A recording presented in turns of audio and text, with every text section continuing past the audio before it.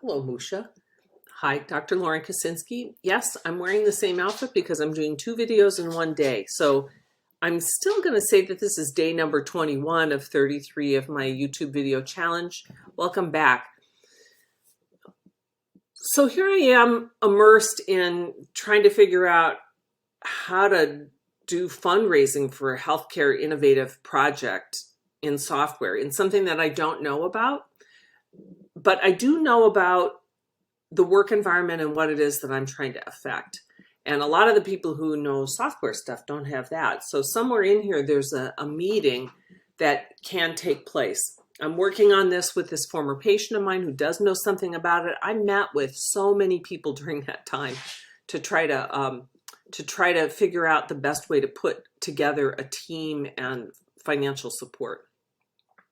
But I'm going to take a time out from that for a minute because alongside this, swimming up alongside this, is that a building, a really lovely building on the property of an old mill that was renovated by the person that I was involved with, became vacant. And somebody else in this rural community had looked at it with the thought that maybe it could be a healing arts center. And once my partner had that idea in his mind, he presented this to me, probably at the time with the thought that I would open an office there and use this as a platform for becoming clinically active again. So I did look at that, and I had, at that point, I was living on the eastern shore of Maryland, and so I had gone over to Johns Hopkins and met with the chief of colorectal surgery there, who was somebody that I knew and had asked me for help with a different project. I told him what I was working on, and really at the time, I was just trying to be able to do some endoscopy so that I could have some income. So I'm still in that place of trying to keep everything going, but having a way to make some income. And the problem was that, like many other small rural communities, and in fact, one that I had practiced in Alaska, there's often contentious relationships among the small number of surgeons who are in town, and competition as well. So what was going on in the small community where I was living was not attractive. And there were also 2 competing health systems in the Baltimore area that were competing for market share on the Eastern Shore.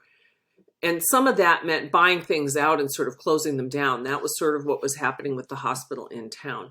Well, I'm toying with what all these different possibilities are in this idea about making a different place to practice. And so I had gone off to a Being with Dying workshop with Joan Halifax, who I mentioned earlier in this series of videos. I think I did in this series of videos, who is somebody whose name I had known when I was an undergraduate because she was a medical anthropologist who was interested in, or did a monograph on wounded healers. So I'd gone and found that again to sort of begin my looking from a different direction at this professionalism job that I'd been trying to think about in New York. And I saw that Joan had done she'd been a visitor at the National Library of Congress and had given a presentation about compassion.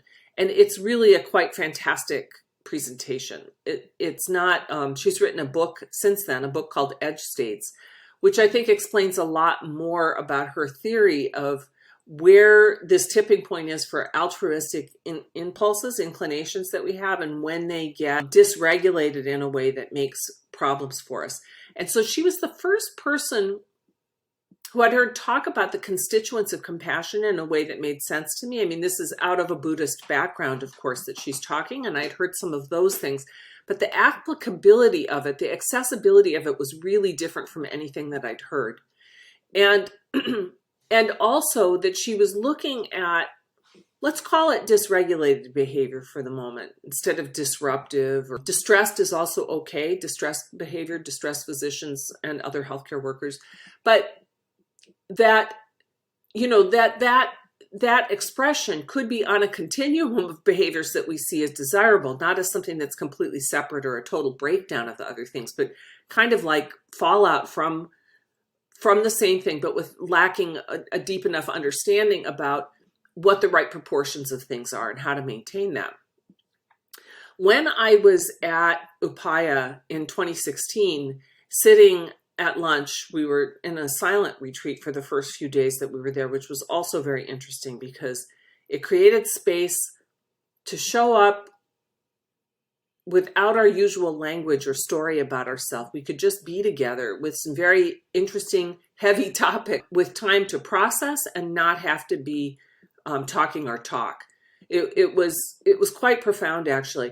But I remember sitting under a pergola, maybe in the 4th or 5th day of this, so late into the program, and we are now beginning to speak again outside of these sessions.